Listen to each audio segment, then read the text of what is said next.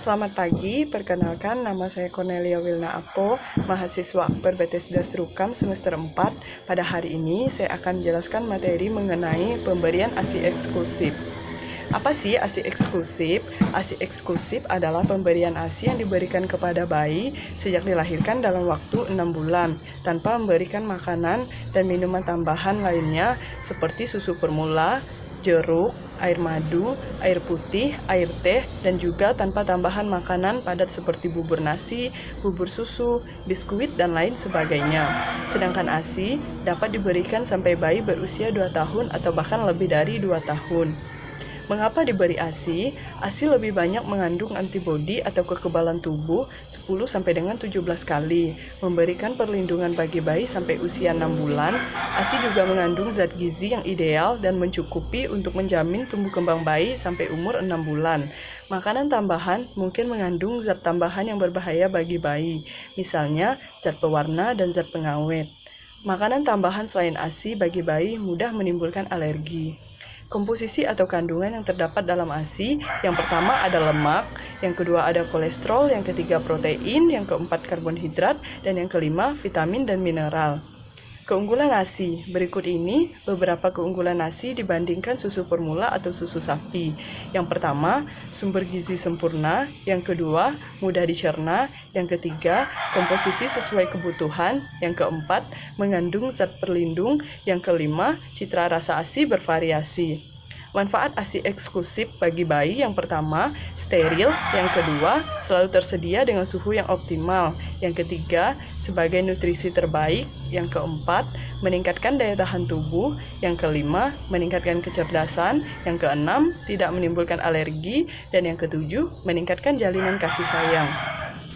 Manfaat ASI bagi ibu, yang pertama, terjalin hubungan yang erat antara bayi dan ibu. Yang kedua, mengurangi perdarahan setelah melahirkan, mengurangi risiko kemungkinan menderita kanker payudara di masa yang akan datang, dan juga pengembalian rahim dan alat kandungan lain ke keadaan sebelum melahirkan akan lebih cepat dan juga lebih praktis dan ekonomis, hemat waktu, dan tersedia setiap saat, dapat menjarangkan kehamilan, dan juga tidak kalah pentingnya, dengan menyusui, ibu akan merasakan kepuasan batin.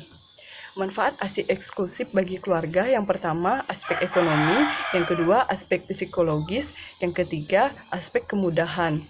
Akibat tidak diberi ASI eksklusif, kerugian pada anak, yang pertama, bila berumur 0 sampai dengan 6 bulan diberi makanan selain ASI, dapat terjadi gangguan pencernaan. Yang kedua, bayi tidak mempunyai ketahanan tubuh untuk mencegah penyakit. Yang ketiga, bila bayi diberikan susu botol sering terjadi mencret. Yang keempat, mengurangi ikatan cinta kasih terhadap ibu dan anak. Kerugian untuk ibu, yang pertama, perdarahan setelah persalinan menjadi lebih lama. Yang kedua, cepat terjadinya kehamilan kembali. Yang ketiga, berisiko terkena kanker payudara dan kanker rahim. Yang keempat, waktu ibu banyak tersita karena menyimpan atau menyiapkan susu botol dan merawat bayi yang sering sakit. Dan yang terakhir, pengeluaran keluarga bertambah. Mitos-mitos yang salah yang sering muncul di masyarakat tentang pemberian ASI. Yang pertama, ASI belum keluar pada hari pertama sehingga perlu cairan lain. Yang kedua, ASI tidak bisa memuaskan bayi. Yang ketiga, payudara kendur gara-gara menyusui. Yang keempat, sulit turunkan berat badan jika menyusui. Yang kelima, ukuran payudara menentukan banyaknya ASI. Yang keenam, banyak beristirahat bisa menambah produksi ASI. Yang ketujuh, tidur bayi lebih lelap jika minum susu formula. Cara mengetahui kecukupan pemberian ASI eksklusif pada bayi di bawah 6 bulan. Yang pertama, berat lahir telah kembali setelah bayi berumur 2 minggu. Yang kedua, bayi banyak ngompol sampai 6 kali atau lebih dalam sehari. Yang ketiga, tiap menyusui, bayi menyusui dengan rakus tapi kemudian melemah dan tertidur. Yang keempat, payudara ibu terasa lunak setelah menyusui dibanding sebelumnya. Yang kelima, kurva pertumbuhan atau berat badan dalam KMS sesuai dengan seharusnya. Cara menyusui yang benar, susukan bayi segera atau selambatnya setengah jam setelah bayi lahir. Biasakan mencuci tangan dengan sabun setiap kali sebelum menetekkan atau menyusui. Ibu duduk atau tiduran berbaring dengan santai. Bayi diletakkan menghadap ke ibu dengan posisi perut bayi menempel ke perut ibu, dagu bayi menempel ke payudara ibu, telinga dan lengan bayi berada dalam satu garis lurus. Keluarkan ASI sedikit, oleskan pada puting susu dan areola. Pegang payudara seperti membentuk huruf C. Sentuh pipi atau bibir bayi untuk merangsang refleks menghisap.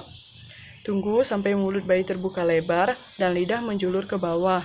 Dengan cepat, dekatkan bayi ke payudara ibu dengan menekan bahu belakang bayi, bukan belakang kepala. Posisikan puting susu di atas bibir atas bayi dan berhadap-hadapan dengan hidung bayi. Kemudian, arahkan puting susu ke atas menyusuri langit-langit mulut bayi. Usahakan sebagian besar areola masuk ke mulut bayi.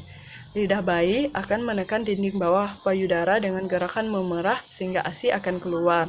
Setelah bayi menyusui atau menghisap payudara dengan baik, payudara tidak perlu dipegang atau disangga lagi. Cara melepaskan puting susu dari mulut bayi. Dengan menekan dagu ke arah bawah atau dengan masukkan ibu jari antara mulut bayi dan payudara ibu. Setelah selesai menyusui, bayi disendawakan. Tanda-tanda menyusui yang salah. Yang pertama, mulut tidak terbuka lebar, dagu tidak menempel pada payudara. Yang kedua, dada bayi tidak menempel pada dada ibu sehingga leher bayi berputar. Yang ketiga, sebagian besar daerah areola masih terlihat. Yang keempat, bayi menghisap sebentar-sebentar. Yang kelima, bayi tetap gelisah pada akhir menyusu. Yang keenam, kadang-kadang bayi minum berjam-jam. Yang ketujuh, puting susu ibu lecet dan sakit. Sekian video penjelasan tentang pemberian ASI eksklusif dari saya. Terima kasih, semoga bermanfaat. Tuhan Yesus memberkati.